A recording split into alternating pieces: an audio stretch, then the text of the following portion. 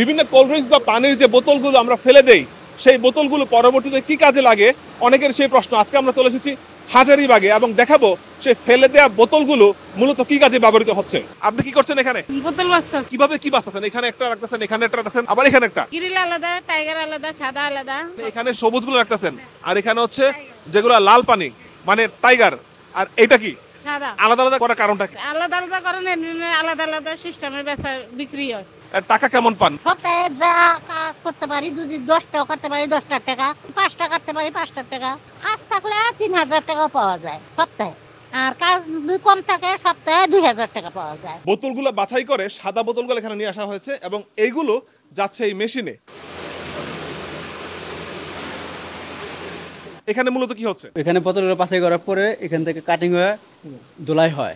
ধুলাই করার পরে এখানে হট ওয়াশ আছে, হট ওয়াশে পানিটা শুকানো হয়। শুকানোর ভাই কি কাজ করছেন এখানে? দেখলাম যে আপনি বোতল দিচ্ছেন, কি কাজ করছেন? বোতল এই যে মেশিনে দিতেছি, মানে কাটিং করার জন্য। কাটিং করার জন্য। হ্যাঁ, আমরা দেখছি যে বোতল কিভাবে কাটিং হচ্ছে সেই দৃশ্য আপনাদের দেখাচ্ছি। সাদা বোতল যাচ্ছে মেশিনে, সেই বোতল কিন্তু গুঁড়া হয়ে তারপর সেই গুঁড়ো গুঁড়ো অংশগুলো আবার এই পাশে বের হচ্ছে। এইটা হচ্ছে কাটিং। এইভাবে কাটিং হচ্ছে, বোতলগুলো বের হয়ে ঠিক এইখানে জমা হচ্ছে।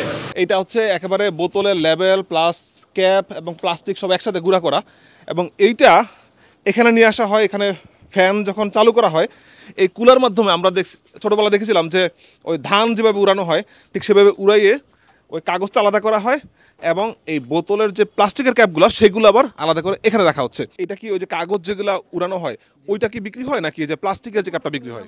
কাগজও বিক্রি হয়, প্লাস্টিকও বিক্রি হয়। মেশিনে বোতলগুলা গুঁড়া হওয়ার পরে সেই গুঁড়াগুলা এখানে আসছে, কিন্তু এখানে সমস্যাটা হচ্ছে এই গুঁড়াগুলোর মধ্যে আছে এখানে সবুজ বোতল আছে, লাল বোতলের গুঁড়া আছে, আবার কালো বোতল যেটা হচ্ছে বিভিন্ন এনার্জি ড্রিঙ্কস।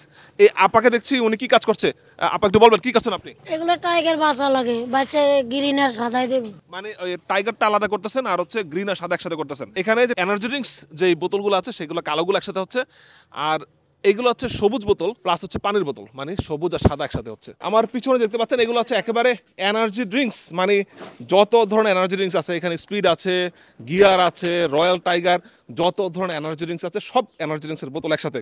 এইগুলা মূলত কি কাজে ব্যবহৃত হয়? এই জিনিসগুলা কাটিং করার পরে দানা বানা হয়।